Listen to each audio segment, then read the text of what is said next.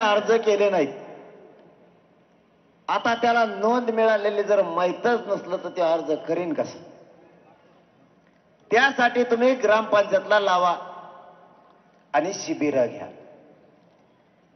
त्यातले निर्णय त्यांनी एक सांगितलाय की ज्या 54 लाख नोंदी आहेत ते प्रमाणपत्र वितरित करण्यासाठी आपण इकडे निघाल्यापासून बरं का गावागावात शिबिर त्यांनी सुरू केलेत आणि नोंदी ज्या मिळाल्यात ते सुद्धा ग्रामपंचायतला लावायला सुरू केले. आता 54 लाख नोंदी मिळाल्या. 54 लाख बांधवांना प्रमाणपत्र मिळतील, कारण नोंदी मिळाल्यात म्हणल्याच्या नंतर ते मिळणार आहेत हे ग्राह्य धरू. विषय राहिला दुसरा, ज्या नोंदी मिळाल्यात, आवाज येतोय सगळ्याला, ज्या नोंदी मिळाल्यात त्या नोंदी मिळालेल्या बांधवांच्या सगळ्या परिवाराला कायदा सांगतो त्याच्या परिवाराला दिले पाहिजे. त्याच्या परिवाराला सुद्धा त्याच नोंदीच्या आधारावर प्रमाणपत्र देण्यात यावे.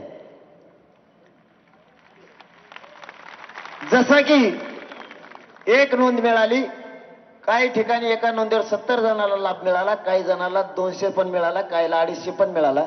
आता एक बांधव मला इथं वाणगावचा का कुठला भेटला होता. त्यांनी सांगितलं माझ्या एका नोंदीवर 70 लोकांना, आमच्या गावातल्या 170 लोकांना आमच्या गावात फायदा झाला आणि त्याच्यात मी सुद्धा असं तो म्हणला. पण आपण सारासार 5 धरू. एका नोंदीवर 5 जरी फायदे झाले तरी 2 कोटी मराठा समाज आरक्षणात जातोय.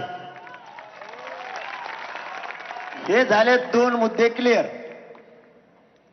जर 54 लाख नोंदी मिळाल्यात तर त्यांना प्रमाणपत्र वितरित करा.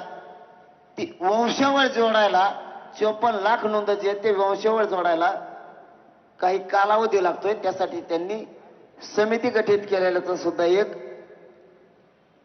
शासन निर्णय दिलाय त्याबाबतचा.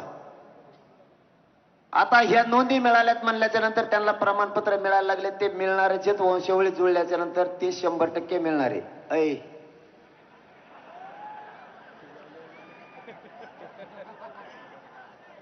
टाकीशी मग टकोऱ्यात माय लांब जाऊन तिकडे ते गेलं का?